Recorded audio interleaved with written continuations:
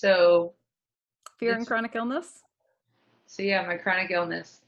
So this morning I got up and took a walk because they make me happy and it's sunny outside. And when you live in Rochester, New York, if there's sun, you take advantage of it. And like, I don't know, few feet in, my left knee subluxes. I guess that's the right word, right? Subluxes. Yep. For some reason, I didn't know that word before. I would just say like not fully dislocated. I didn't I know there was liked a your word way of there. phrasing it. Very Not cute. quite dislocated. Yeah, so it was subluxing pretty hardcore. And so what I normally do is, I just kind of kick back and forth, like move the Yeah. joint until it just slides back in place, right? And that's pretty standard. But this was insult to injury in that the last, let's say, a week to 2 weeks, could be longer, but maybe I'm just noticing it, has been the worst joint pain and number of subluxations ever, and not dealing with it very well. How do I you mean, feel like you should be dealing with it? it's hard, right? With pain, it's all relative, not just like the 1 to 10 scale, but also like what's quote unquote bad and what's quote unquote not a I don't know, not a big deal, right? So for me in my life, I don't sublux all the time. I don't have joint pain all the time. I have some sort of fibro pain going on all the time. And of Mhm. course, with hypermobility and fibro, there's overlaps that I still don't really understand. But this has been a lot of specific joint pain. Like there's always a joint hurting or shifting. And that has not been the case for me in the past. It was always just like an event. Usually Yeah. something once a day, but now it's been like all the time. And that's naturally making my fibro flare up more. So there's always definite throbbing, burning, achy stuff going on in different places. And it's just up a notch, maybe a big notch. So what's bigger than a notch? What's bigger than I feel like I'm doing an Alice in Wonderland thing. Like, how is a raven like a writing desk? Yeah. Well, it's not exactly like What I'm is in a bigger than total a notch? flare of pain all of a sudden. It's more that I've become very hyper aware of the progression all of a sudden. And I think that's what's freaking me the fuck out is not so much the pain itself, although I'm really not a fan of the frequency and intensity of what it's been, but the fact that it is progressing faster than it was. And I'm only 30 and I have a lot of life I want to live. And Hear that? yeah. And I know a lot of people are probably thinking, like, I don't know, I hate doing this, but thinking, like, oh, boo hoo, like you're having some subluxations and more pain. But, for my world and the abilities that I plan on having, the world in which Eva lives in, this is shaking me up. And so, yeah. Okay, so what do you see as like what's the end thing that you feel like you're not going to be able to do if this continues to this progression? Well, okay, so I'll open up about something, a dream I had I the mean, you other. could choose to not post this. We could just talk. I mean, it's up to you. I'm just talking. We can do whatever. That's the thing I like about this podcast. Whether or not we post this, I don't mind being open about it. In fact, if I'm not going to, who is going to? So That was the whole point of the like, podcast, but I that's don't the ever whole want to point put of you the on the podcast. spot. Yeah. I So mean, no, we're friends before we're partners. So. yeah. So you know me well, Monica. So let's see. So the other day, this like a week ago, this is not a dream. This actually happened. I'm at my friend's house. We're having dinner together, and I go to their fridge to get them something. And my left knee subluxes in a way that's more painful than usual. It just like kind of I think it hyperextended at the same time. Yeah. And so it was like a really sharp pain. It was like dagger in the knee kind of pain. And I was like, oh my God, someone get me a chair. Like they had to bring over the chair to the fridge so I could sit down. And, I try to laugh it off a bit. I try to get up a couple times. No, that's not working.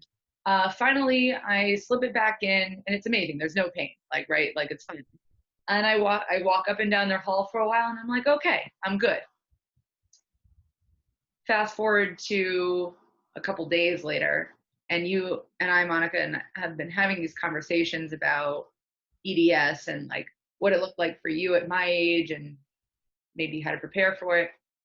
Anyway, so I have this dream that I'm back in that exact same scenario, but my knee dislocates completely.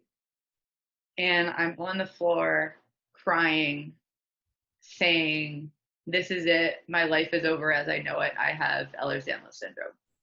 And I know I feel terrible saying it, but like it was just really hard in the dream because I thought about all the things that I really want to do and how they're going to be so much harder. And that this is probably the future I'm walking into, whether it's EDS or just I have hypermobile joints and they're going to get worse. I don't really know where the line is, honestly. Like I told you, I want to hike in the Adirondacks this summer. And I loved your answer was like, put on some of that, I forgot what that tape is called, but that AT tape. Yeah. And, get yourself a good cane and you can do it. And I was like, I love it. I love the way. I didn't say you could do it. I said if you were going to do it, please get bracing painkillers and some walking sticks and a good exit plan. Yeah. Actually, I did not say you can. I said if you're going to. There's a difference. It's a good point. It's a good point. I actually brought it up with my mom and she said, aren't there walking sticks that can open up into chairs? Mm-hmm. She said, you should just have one of those. So like you need to sit. There you go. I mean, you could also just sit on the ground, but whatever. No, you can't. No, you freaking can't. Because when you get back, that's when your knee pops out. See? Yeah. I just, I grew up as a ballet dancer, and I recognize that I can't really do that anymore. And I did try a lot this year, actually. I took a class and took it slow. But the idea of not being able to hike, like just whether or not that's actually true, it just threw me. I was like, holy shit, like I can't even hike anymore. I can't, which to me sounds like walking a bit more difficultly. Yes. Okay. Walking less.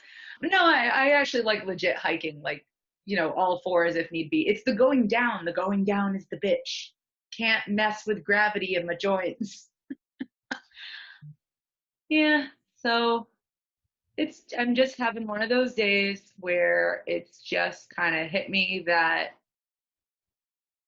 I have to deal with this on a different level. I've always known I've had a chronic illness. I knew it was going to get worse. I deal with pain on a daily basis, but I think it's like that reality check that we all get from something in our lives, right? I'm going to mangle this, but Mark Twain said something to the effect of comparison is the root of grief. Like, because, like what you're saying is like, I shouldn't be saying this because you're worse. And our listeners, there's so many of our listeners who are so much worse. And what am I doing whining that I can't complain? It's like, all of us get to, because it's about comparison. You had an idea of what your life was going to be like and for how long it was going to be like that. And that was what you're expecting. And those expectations aren't being met right now. And realigning your expectations to what your reality is a fucking painful process. That's brutal. And it's because you were expecting, like, your idea of what this was going like was maybe at 40, things will start degrading. I've got like a decade basically of like, I get to live, I get to hike, I get to, with some pain, I can push through all of that. And I can bootstrap this disorder. Like, I've got this, and I'll have my babies and I will travel the world. And then when I'm 40, maybe things will start falling apart a bit, but with bootstrapping, I can do this. And I get that. And I'm not laughing at you. I'm laughing at the old me, because the old me was there. And I get that. And I'm not saying you're going to be like me. I'm certainly not saying that. I'm just saying that I know in my journey, that's where I was at your age. And I put myself through a lot of hell and a lot of grief, which is why I have a clinical allergy to self-help books and the If You Just people, because I tried all of it. The diets, the not like the losing weight diets, but the remove everything diet. The if I just exercise properly, I would get strong enough. If I just meditated, if I just yoga, I could yoga my way out of this shit. God damn it. Like I can deny and exercise my way out of this was basically my mindset. And I get it. That's been one of the most painful things I've had to go through is realigning what my body will allow me to do with what I wanted to do and what I expected to do. Yeah. And don't get me wrong, I absolutely am, because this is the way I am. I absolutely will be trying everything. And, you know, I come from I never put it this way, but like a holistic health background, as in I'm a nutrition scientist, right? And I also am a personal trainer, and I've engaged in many different therapies, like things around stress reduction and what you put in your body and what you do with your body. And they absolutely have kept me afloat up until this moment. And they will continue to, just less so. Like, I have officially stopped eating gluten and dairy, even though wine, bread, and cheese is like my favorite thing in the whole goddamn world, because when I eat them, I'm significantly worse. And I've stopped denying it and stopped saying like, oh, it's not that bad, because what I'm experiencing today, for instance, like, it's not worth it. So I do know that taking care of my body will be helpful. To what extent, you know, it's hard to say. But You make a good point that there are things you can do that can be helpful.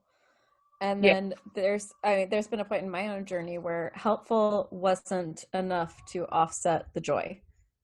And what I mean by that is like, yeah, if I did certain things, I could feel better in certain joints, but other joints are still dislocating.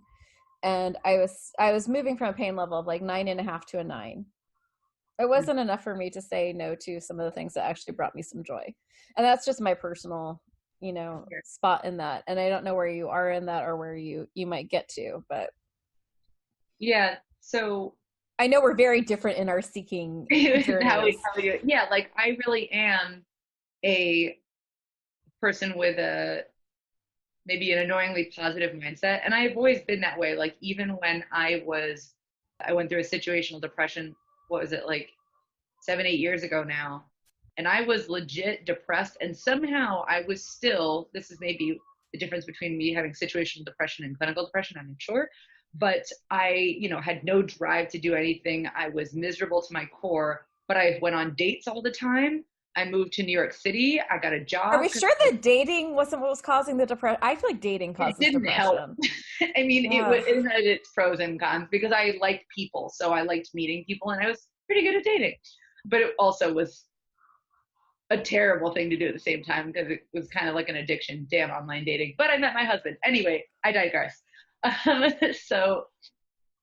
it's just an example of how, like, I'm always a positive, proactive person, even in the face of pain. And I will continue to be that way. And actually, if I see that slipping, that is something that I really have to hold on to. That's my way of being. And maybe that's something I can also prepare for now. And what I mean by prepare for is like, how am I going to be that positive person when shit's 10 times worse than it is now? I just want to throw something out there, and I hope I say it correctly, because you know I have the highest level of love and respect for you. I'm just speaking as like big sister, older person who's been through all of this. And the positive thing, you know, my therapist told me I was the highest functioning depressive he had ever met.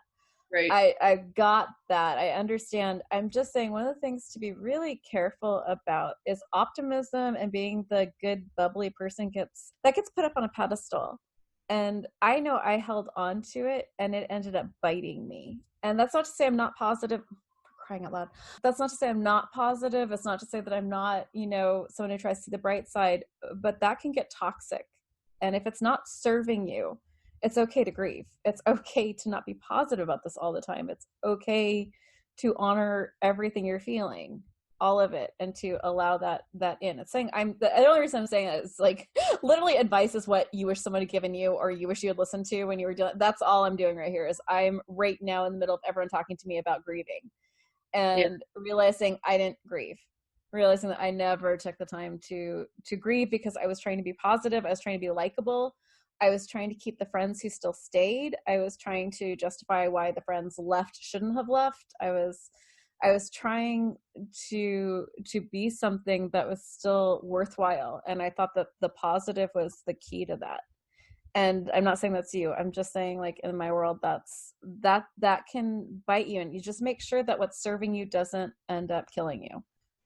Yeah, I agree with that completely. And even though I am a generally positive person, I definitely am not all the time. It's one of the reasons I texted you today and I was like, I think we should record something because I feel like shit and I think we need to talk about it.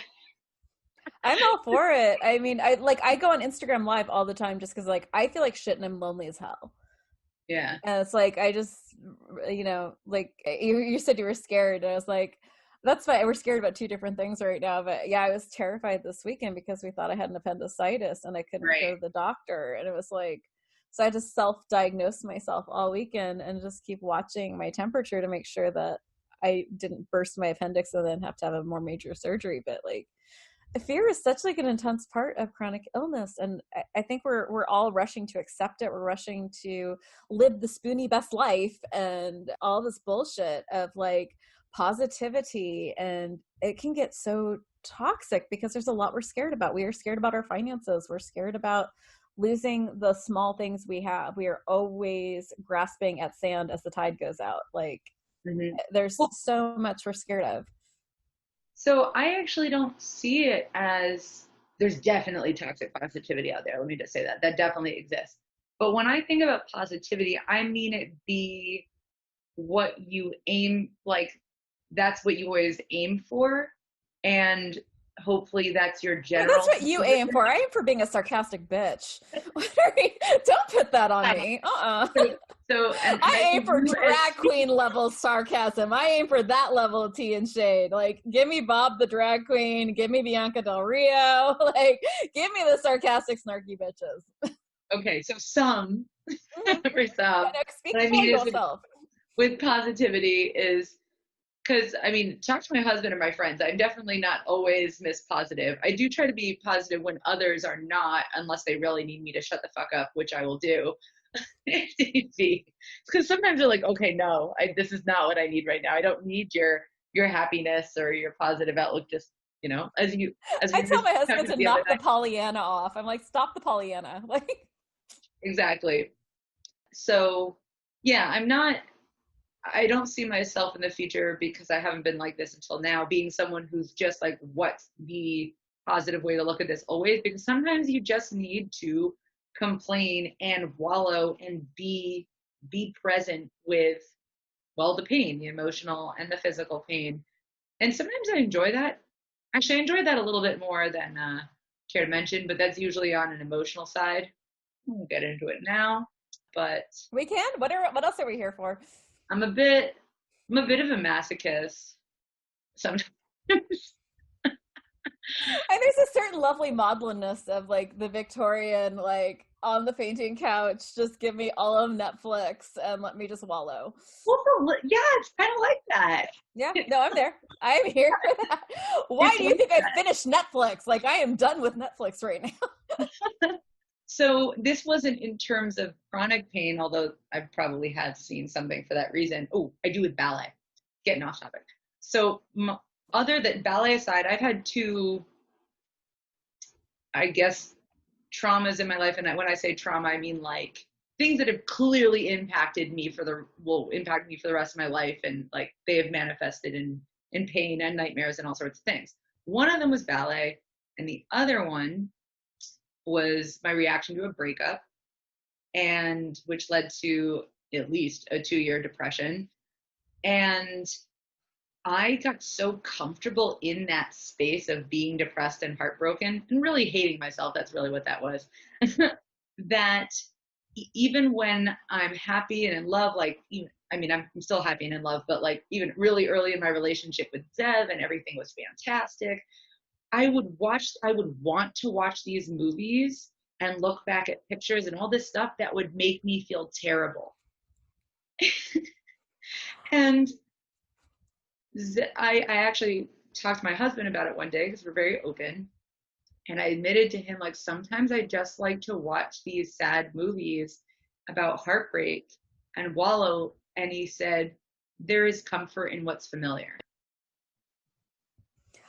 I also think it's part of the human experience. Like, it's part of our human experience. Like, Inside Out did a great job of this, that Disney Pixar movie where Yeah. there's like the beautiful happy memories and then they get tinged with sadness, and there's, sweet and sour. It highlights being alive, and there's that tang, there's that I forget the right word for it, but there's something beautiful in that is part of the human experience. Yeah, it is. I think it's really creepy if people, and nonsensical people, act like they're happy all the time and don't embrace pain. I just, at least on that front, when it comes to the romantic related pain, I don't really see any purpose in that. It's like any lessons that I needed to learn from that, they've been learned.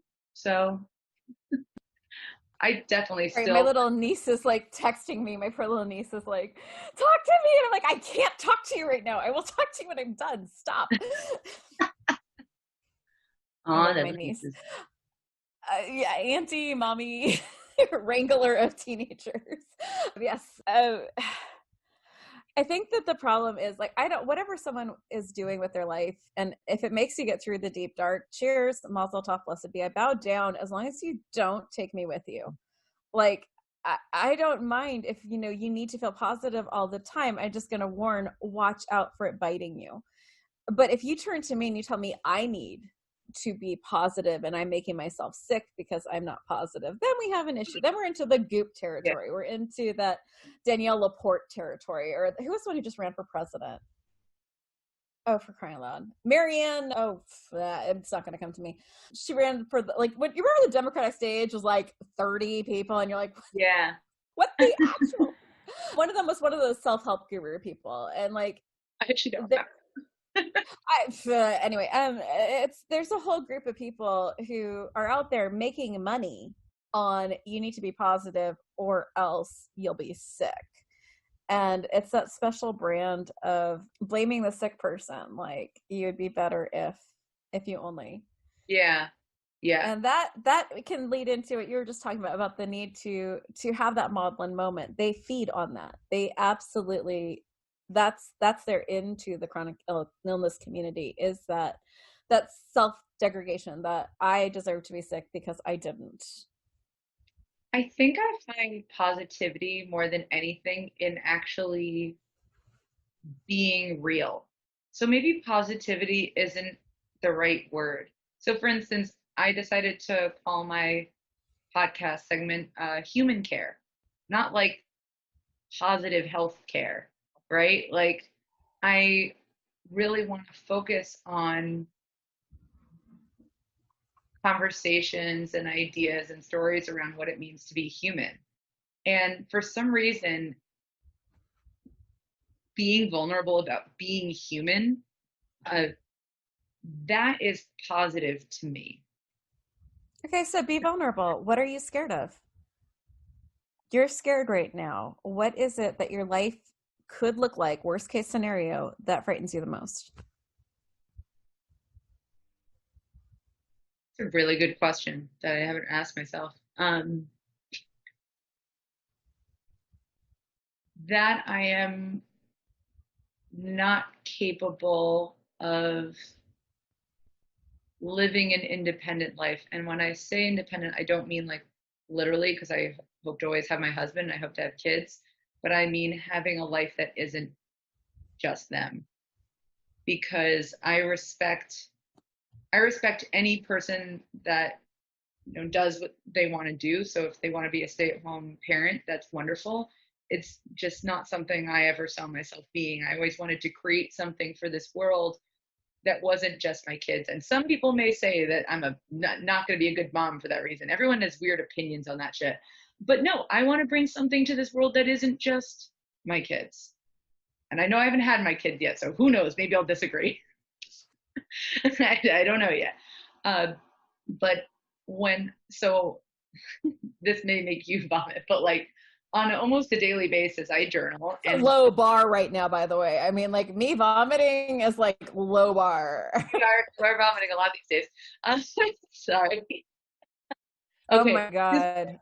Roll your eyes or whatever. But so I journal on a regular basis. And something I try to do is write Why do my. you think I would roll my eyes over journaling? I journal. You'll know. I usually will write down like my mission statements in regards to my health, my work life, and my, let's say, social life or relationships. Mhm. And my one for my health is to have the energy and capabilities to live the life I want to and impact others.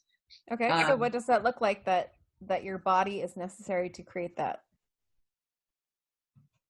I mean, I guess as long as I have a mind, I can do that technically. I'm just asking, like, what is it that you feel that you won't be able to accomplish if your body gets to? I'm asking that because the thing that scared me the most was a wheelchair. So I fought tooth and nail for 6 years to stay out of a wheelchair because I thought my life was over with a wheelchair. And then I got in a wheelchair. I was like, I wish I'd done this so much earlier. I would have actually been able to be more in the world. I would have been able to do so many more things if I just embraced my limitations earlier. And once I understood my limitations, I could have hit a fence that was much further off than the limitations I had set up for myself to look healthy. So I'm just asking, like, what is it that you want to do in the world that you need your legs to not supplicate, that you need to happen? I'd say traveling. Okay. So, you know, a lot of us travel with wheelchairs. Yeah, yeah. And I know that's so like as we're talking and I'm thinking about all the things I can't do, or sorry, I like somewhere in my mind I think I can't do. I'm like, wait, but I know lots of people that do all of these things.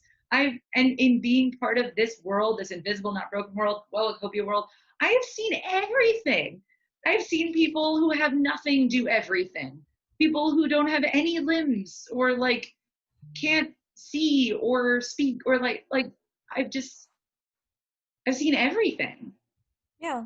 But I mean, the thing that's scary about the do everything is it's not as easy. So if you're traveling with a wheelchair, you have to then think, is the cab that's going to take me from the airport wheelchair accessible? Will the train that takes me from the airport be saying I can get my wheelchair? Like, there's a lot more complications. I'm just saying that I hear your fears. Yeah. I just Doing stuff with I don't know enough about what it's going to be like with kids, but I know. Exhausting. Yeah, exactly. Like it's nonstop. something to have children, period. And I'm going to have them with chronic pain, loose joints, brain fog, fatigue. These days, I don't know what happened all of a sudden, but any day I put on an alarm now, I have brain fog. That's a low bar. I have to just, luckily at this point right now, I can wake up without an alarm. I try not to hate myself for being like lazy or whatever, but it's working. So the bars you set for yourself, dear God, woman, there are like Olympic jumpers that would look at that bar going, nope, mm-mm.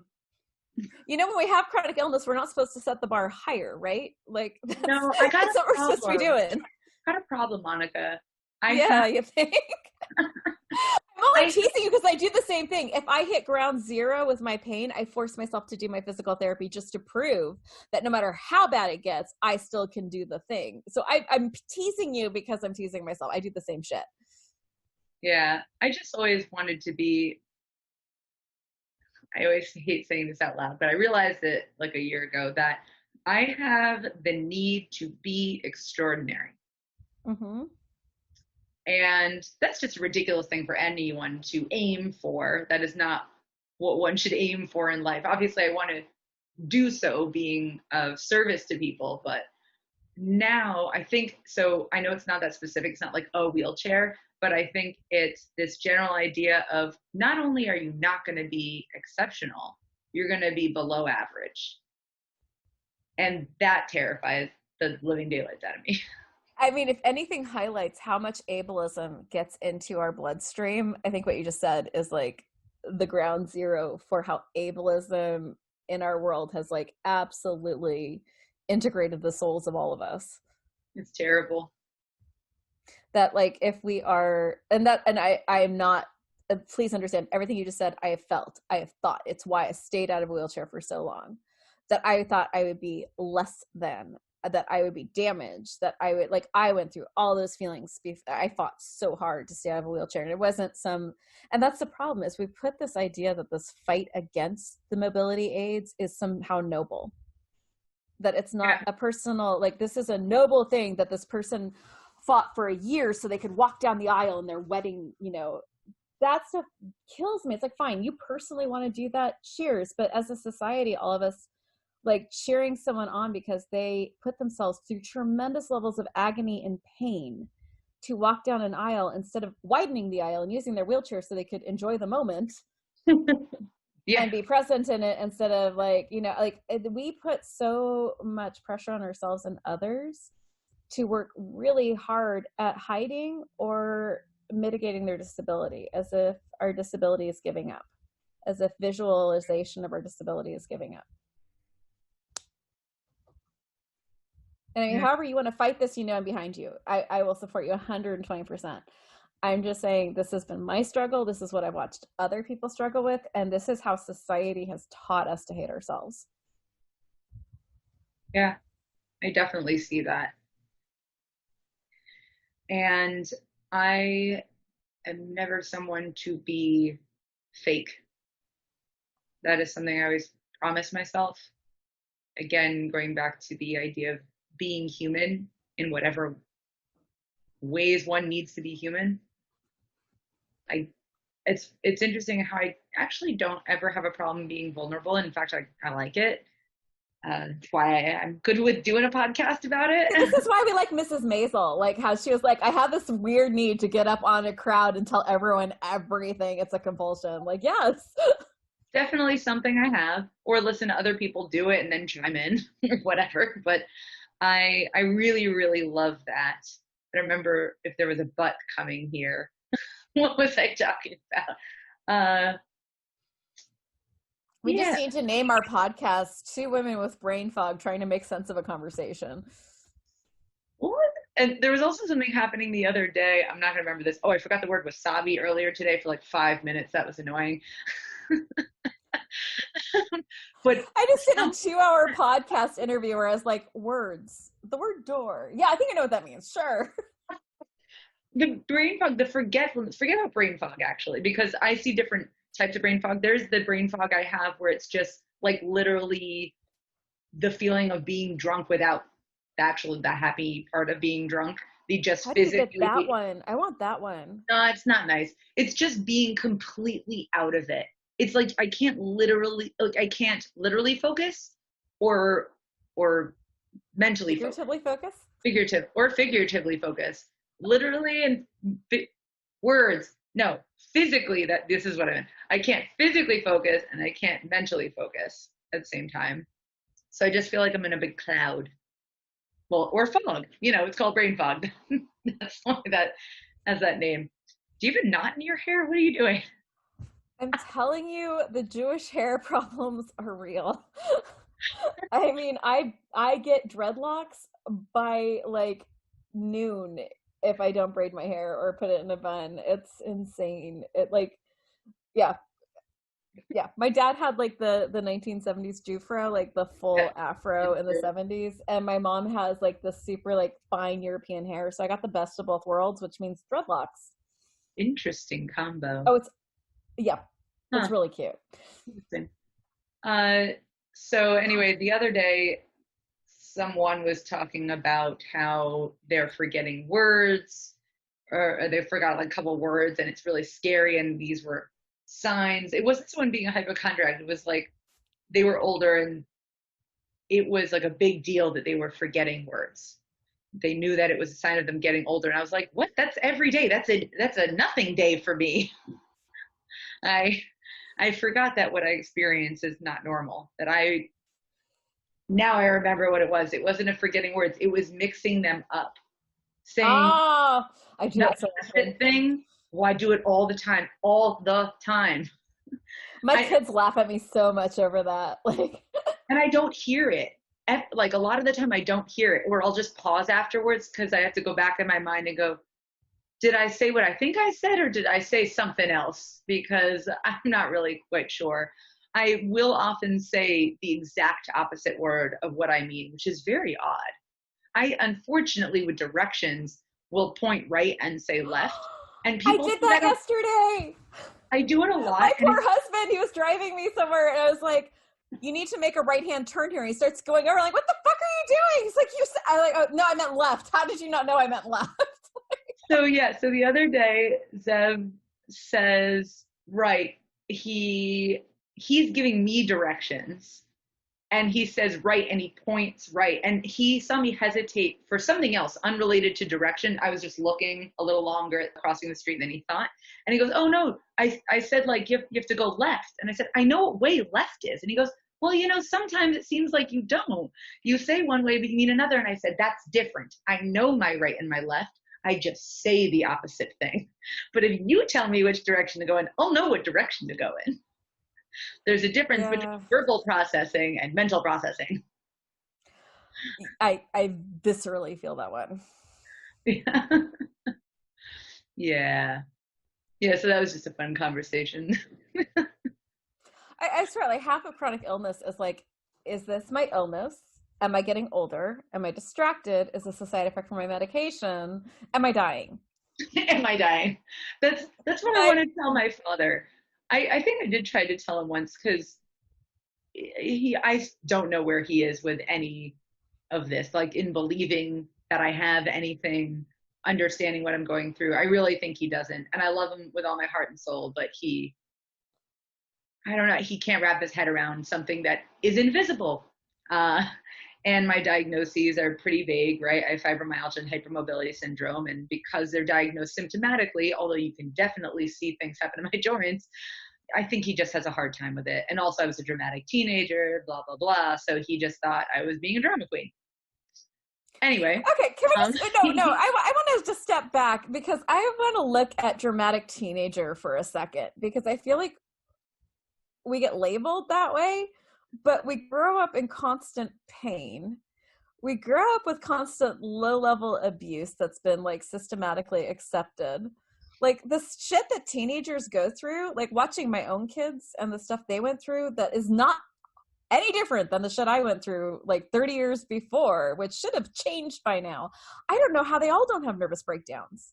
Like, the amount of stress these kids are under, and then we're like, you're so dramatic. It's like, do you see what these kids go through every day? Like, this is a lot. I will admit, I was a bit of a drama queen, but with boys. Like, not with other things. They cause a lot of drama. We've caused a lot of drama. I caused a lot of drama with boys too. Like, I fully admit it. I had a high school sweetheart. God bless him. He's like one of my best friends now. But we were terrible. We were just a big dramatic couple. And so that probably drove my parents up a wall. But the thing is, any drama that I ever created, if anything, was about me trying to do things that I probably wasn't able to or ready to do. It was never, oh, woe is me, I can't do this thing, or I'm in pain. Like, I just told you that my lifelong dream has been to be extraordinary.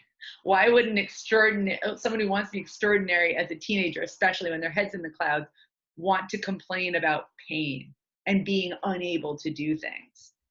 Yeah. And he never got that. I don't think my mom did until maybe I was diagnosed with fibro. She started to get it. Now she really gets it, but I don't think my dad does. And it's possible that a lot of my friends don't. They just say they do. It's definitely possible. They know that a lot of people are like me because they know that I've built kind of a career around it. So they know I'm not alone. I'm not crazy. They know that. I mean, I'm lucky that my dad's disabled. So that's been tremendously helpful in his understanding of what I'm dealing with. But dealing with like the rest of the family, they're trying so hard, and they really do try. But the words that they say can be so like, I don't know how to take that. Like, you look so great today. It's so nice to see you walking. And I'm like, do you have any idea how painful this is for me right now? Like, or you look great. I'm so happy. I was so worried about you. I'm so happy to see you looking so well. And it's like, did I just give up ground by putting on makeup and standing up? Because I feel like I just gave up a lot of ground. God. what is a nice thing to hear? Such a good question, because I do the same shit. I've been guilty of saying the same thing to someone who's sick. Or like, oh, you look great. And I'm like, fuck you, why did you just say that? Or I hope you feel better. And I'm like, why did you just say that? Yeah, I don't know. Like for me, like some of the kindest things people have said are, I admire how you're handling this, or God, nothing's coming to mind. I know there's my daughter was actually really incredible about it, because I have this weird pathological need to show people my dislocations. And it stems from like years and decades of medical gaslighting where I was told I was not sick. Oh, I'm I was not surprised by that at all. Yeah. So I have this pathological need to show people when I dislocate and the dislocations. And I forget how upsetting that is for people, especially ones who love me. And my daughter, I was like, I popped something out so hard and it was so gross. And I was like trying to make light about it. And she just looked at me. She's like, if you need to show that to me, I understand and I'll look at it. But I don't enjoy this. I'm like, I am so sorry. I will never do that again. She's like, no, if you need to, I've got this. I'm like, okay, I don't know what I did to deserve you. No, I'm not doing this again to you. I'm so sorry. I will work on that. But like, just someone even just acknowledging that maybe I need something weird, acknowledging that I'm not crazy, acknowledging how hard, like I get pissed at my physical therapist who's like, you're really deconditioned. I'm like, do you know how I work out more than anyone else I know? I exercise almost an hour a day. Now it's light, but it's the best I can do. And I feel like there's no, like, I need the scratch behind the ear. Like I need the scratch. I need the, like, you're trying, you're doing good. I see the effort you're putting in. I see how hard you're trying at this. And I really admire that. Now, I don't want I admire you for sitting up. I admire you. That's like the big line. Like, I don't like inspiration porn. I don't like people to use me as inspiration porn. I don't like people to minimize my experience or minimize someone else's achievements because I have weird pathological needs.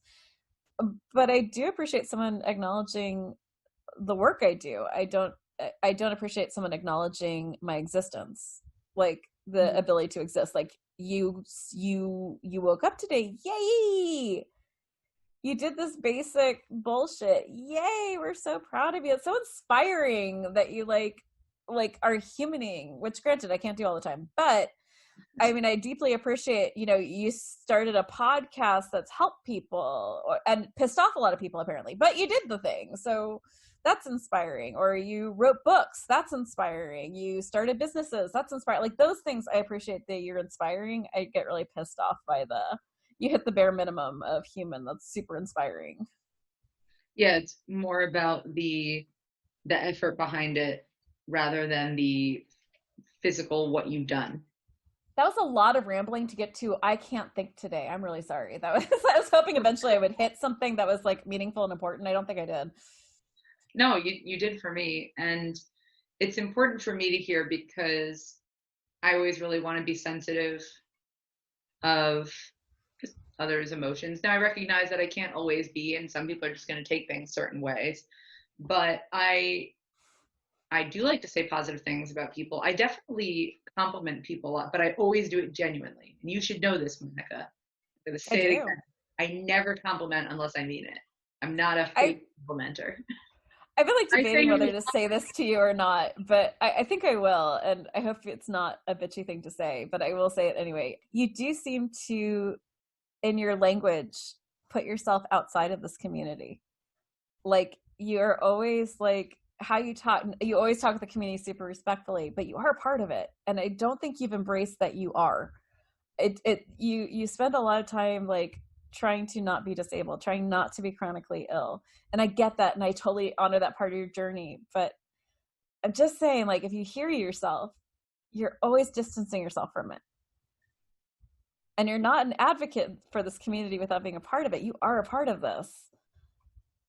And I think that might be part of like something to look at in the next few weeks is you're here. This is where you're at. There are some limitations. You are in pain. You are chronically ill. And I'm saying this because I know that was my big stumbling block. Yeah. I'm sorry. I hope that was the right thing to say. I hope I was definitely the right thing to say. It was not me trying to be a bitch. I was not trying to be a bitch with that. I just wanted to like just point that out to you. People are bitches. To me, it's the best thing they could do. I'm trying not to, but I do want to point something out to you because I don't know if you're aware that in your language you're always distancing yourself. That is really interesting. It's funny. I guess I feel like I don't because I talk about what I'm experiencing, but somehow my language doesn't. Yeah. What's an example of that? Or I don't know if you can think of one. But. God, I love you. I'll tell you what I always do is I don't refer to my body as mine. I always refer to it in third person. My cousin called me out on that the other day and I was like, I do that. I call it an it. I get that. You know, when you're talking about the community, you don't talk about yourself in that community a lot of the times. What you'll do is you say the community. This is what I'm doing for the community. But there's a lot of you that's still trying to see yourself outside of the community, but being an advocate for the community. You know, like I try to be a very good advocate for trans, but I'm not part of that community, except that I want to advocate as hard as I can for it. A lot of language I use in talking about trans advocacy, I kind of hear in like the way you phrase things with chronic illness and disability. And the only reason that it hits me is because I know I talked the same way when I was still working full time and I was trying really hard to not be a part. Like I was trying to do a whole smoke and mirrors. I'm not that sick. I'm not that disabled, but I want to work hard for those who are, without acknowledging that I was well on my way and also very, very deep in, but I wasn't ready to acknowledge that yet. And I'm wondering if how much your fear is because you're scared that once you acknowledge where you're at, that you will have to change things, that your goals will have to shift. Yeah, I think you're right. I think I'm having a shattering glass moment here. I didn't realize that I did that or didn't do that, rather. And I'm not, but at the same time, I'm not surprised because I think I've told you that I have a really hard time identifying as a spoonie. And I'm aware that that's just like a slang term, you know, and I don't have to identify with that exactly, but spoonie culture, a lot of it is memes. Not all, a lot of it is memes. And they are amazing. They are amazing, right? Like it's all this language around, you know, I can't do this and it's ridiculous. Isn't that funny? And it's funny because I resonate with a lot of them. A lot of them is like, yeah, I know exactly what that meme is talking about or that person's talking about. And then at the same time, I'm not a snarky person like the wonderful Monica most of the time. What? Yes. So then I also feel like it's a false identity if I say I'm a spoonie because I'm not. I am more of a, well, I guess here we go, like the positive person, and I don't focus on my negatives. Yeah, this is all a roundabout way of, I guess, with everything we've been talking about. It's clear that I'm in a bit of limbo with everything. That's hard. Identity limbo. But I mean, look at all of the interviews we've done. Almost everyone will bring up, this is harder for me than I feel like it would have been if there was something definite. Like, I've been like gotten in trouble because I've said like, there are times I wish it was just a car accident. Like if it was just something that was definite, like there was just you were in a car accident, now you're in a wheelchair. This is your life. This is what you can expect. This is the trajectory. And now you can go be a badass because you know where the fence line is. Like if you're like one of those like super awesome people that everyone goes, what's your excuse? And you see the person in the wheelchair in the gym, like doing pull-ups with their chair and like going out and being in the skateboarding rink, like with their wheelchair doing things. Cause you know the parameters. Chronic illness is squidgy. There's no parameters. There's no, like you want to be extraordinary. I almost laugh because I'm like, that's exactly something I get. I feel that. And it's like the scariest thing to think I'm a middle-aged woman now. I don't know if I'm ever going to do that. Like I never am going to hit that bar. And I understand the need for it, but it's when you acknowledge the chronic illness, which doesn't give you the parameters so you can be extraordinary, even in the chronic illness disability parameters, it gets scary. But what makes me mad about even having that conversation out loud is that I know otherwise. Like, yeah, I want, like, and I'm talking not about active desires. I just know that like that voice in the back of my head wanted me to be extraordinary, right? It wasn't like I was telling people like, that's my goal in life. It's just like, I figured out the little voice and what it was saying. Yeah. I figured out it was being that person.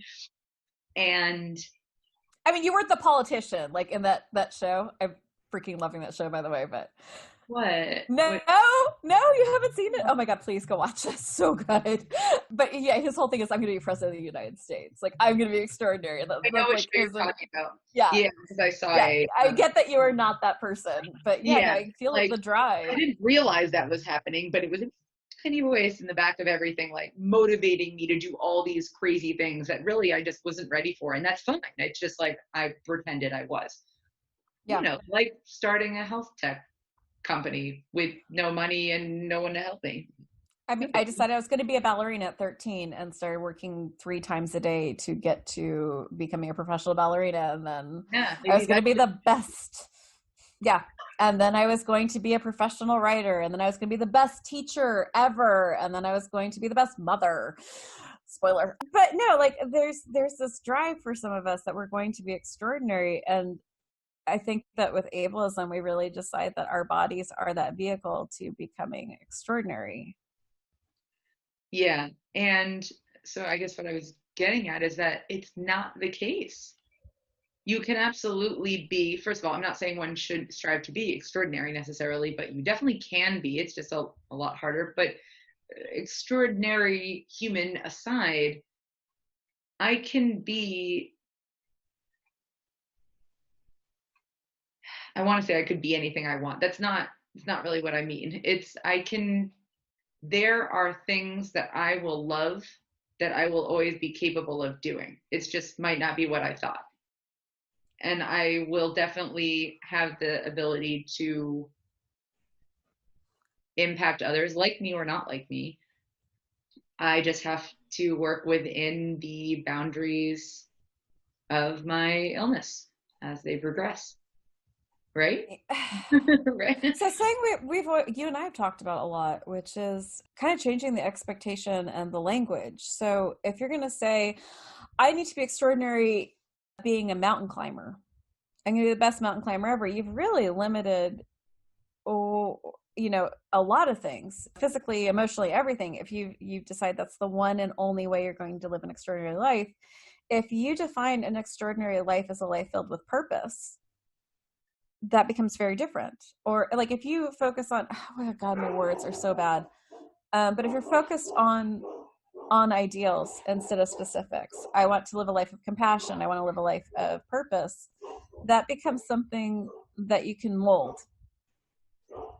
Yeah, I like that. That is definitely a much better way to go. Also because even if you have all these older in the world, you have all the physical abilities in the world, life just doesn't end up always being what you think it's going to be. You aren't able to do what you think you're able to do. And again, the physical abilities aside, you just don't know what life's going to hand you. You can work towards it, but living your life within a sort of context of how you want to be, that is definitely, that's some great advice, Monica. Oh, good. I was clever. That's nice. Well, I definitely want to live a life of purpose, of giving. I want to lift other people up. And again, it doesn't need to be necessarily through positivity, even though positivity seems like it'd be lifting up, but it could be through comfort, community, just feeling heard, feeling like there are options. It's So when you're talking about positivity and you're talking about being extraordinary, it's the same thing that I was trying to say, and I think I said it badly, but it's the same thing. Both things can be a very good thing, and they can be very motivating. They can also turn around and limit you, and they can bite you, and they can get fetid, and like anything can, if it gets fetid, can become a negative. Who the hell is in my backyard? Oh, my mother's here. That's cute. No one texted me to tell me they were coming over, but my mother is here. I was wondering where my dog was going insane. But like literally anything, if you deny it and you don't look at it and you don't examine it and hold it, can get ugly. So unrequited love can be a beautiful thing. It can be, you know, a little maudlin. It can spurn on great works of art, or you can become terrifying. Anything that gets stuck can get rotted. So optimism, when stuck, can become self-loathing. The same with like this idea of extraordinary. If you don't reach a very limited idea what that extraordinary is going to be, that can turn on you. I hope that made sense. I'm so sorry. I am like 6 hours into my day and my brain's going, I swear I'm smart. I swear. Oh, you're honestly doing a fabulous job. You're like my life coach. Seriously, like the job I wanted was to be a therapist. I wanted to be a therapist. I think you'd make certain people very happy as a therapist. Or I would make certain people very, very wounded. But it wouldn't be everyone's cup of tea, but you'd be definitely. You think? Maybe a lot of the people listening to the podcast. We've heard you. Don't worry. We read the reviews. I'm fully aware of what some of you think of me. I'm all good. Yeah, well, this has been really helpful. Truly. I mean, I'm not just saying that. I don't. I'm sorry. I'm so like random. Like I hope I helped. I probably talked more than I listened, and I'm sorry for that. Well, I'm really navigating what my humanity looks like. What does it mean when I'm being human, when I'm being real with myself? And when does it look like being motivated and trying new things and looking at the positive side of opportunities, and then the coming to terms with my realities, not even facing fears, just acknowledging fears, basking in them if need be, preparing for them, all the stuff that sucks. The good, the bad, and the ugly, and everything in between. I mean, that's life, right? Like, yeah, and it's beautiful. Literally, my tattoo is about that, actually. This is why I say, like, I might sound bubbly and positive, but really, I promise you, I'm definitely a roller coaster of a human. my tattoo, we've never met in person, so you've never seen this, but I have a little teeny tiny tattoo. Teeny tiny, the 3 dots. And they represent a few things, but the number one message that I get when I look down at them is fall in love with your life. And to me, the broader message there is life has its ups and downs, and love every part of it. That's beautiful. And it makes That's really beautiful. So, I have a pathological like allergy to self-help books. Like I literally hate them, just off the cuff hate. You have to work to get me to read one. And I've read 2 that I love. And I would love for you to give these 2 a try. I read There's Nothing Wrong with You. And that was one of my favorite books ever. It was recommended to me like by so many angles, but I think it's one that might really speak to you where you are right now. And it's kind of about like radical self-love, that there's nothing wrong with you. There's nothing wrong with where you are in your journey. It's a beautiful book, and it's short, which is another thing I really appreciate. All right. There's nothing wrong with you.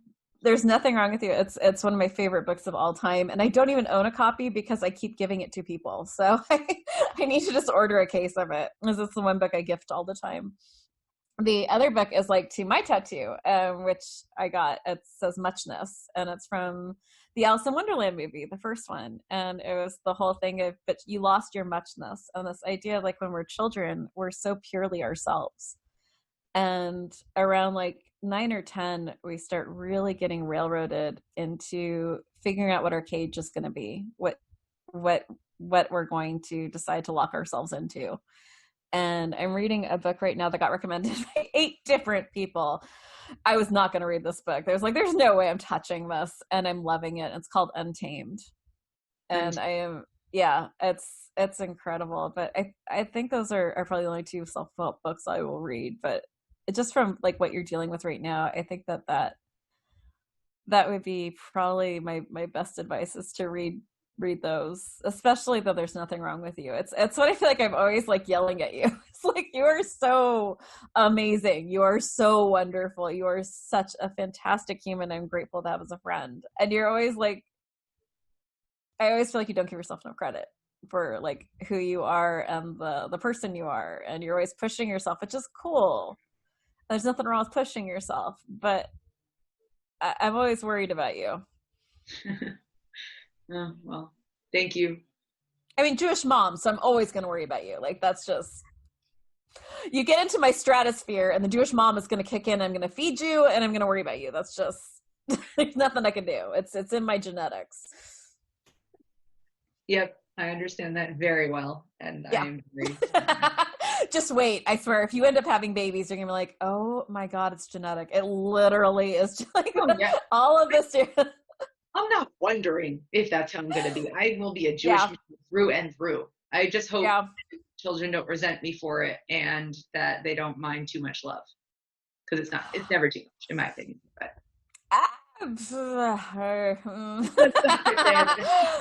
I just need to make it clear, one thing quickly clear, that love and control, right word, love and control, but also like what's the word I'm thinking of, just like giving in or whatever is not what I mean. I think you can be oh, are you okay there? Sure, why not? Sorry. Sure. I mean, I have been throwing up all for like 5 days. I am so done. I made the radical decision to try to eat a dinner last night. It went well. Yeah. Anyway, so the difference between pushover and love. Yeah, I was just saying, like, I think loving anyone, it's not even just children, I think showing love doesn't necessarily need an end, but knowing what you have to have the boundaries around it. Like, you don't want to be a pushover. You have to have rules. You have to have standards. You have to have all these things, but showing love, I don't really know if that has any bounds. And that's something I found with my parents, at least. I'm not sure if that's true in every scenario, but somehow they were really great at laying down some very clear black and white rules in my life. Did not just, even if they gave us things, I had to write proposals for certain things I wanted. Like, it was never, that was actually a really great tactic. I love that. Yeah. And sometimes no matter how much I basically went to court with them on something, if they just were like, nope, you can't do or have that, they're like, that's my rule and that's the way it's going to be. But they never showed me too much love.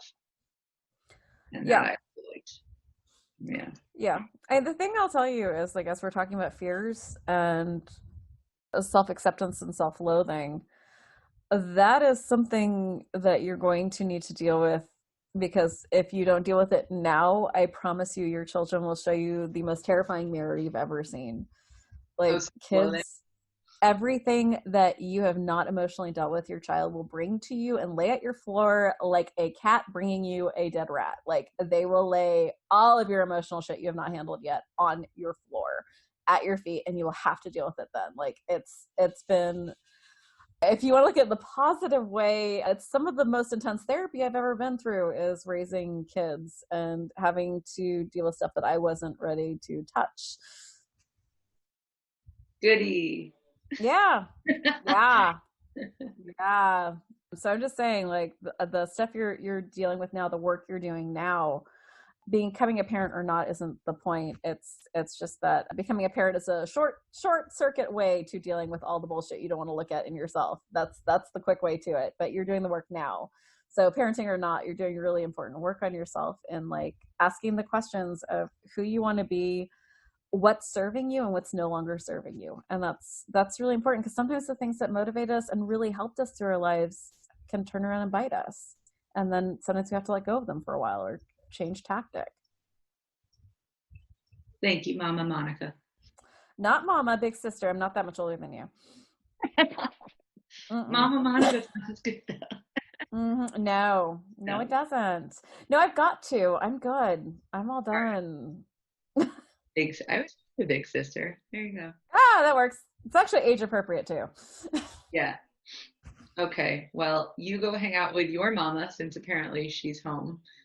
Apparently. Apparently, Who is walking around back there? And I got to skedaddle anyway, but thank you so much. This was exactly what I needed. I hope I helped and didn't hurt. And I'll try to listen more next time, I promise. You were spot on, baby. All right. Well, I love you. Love you too.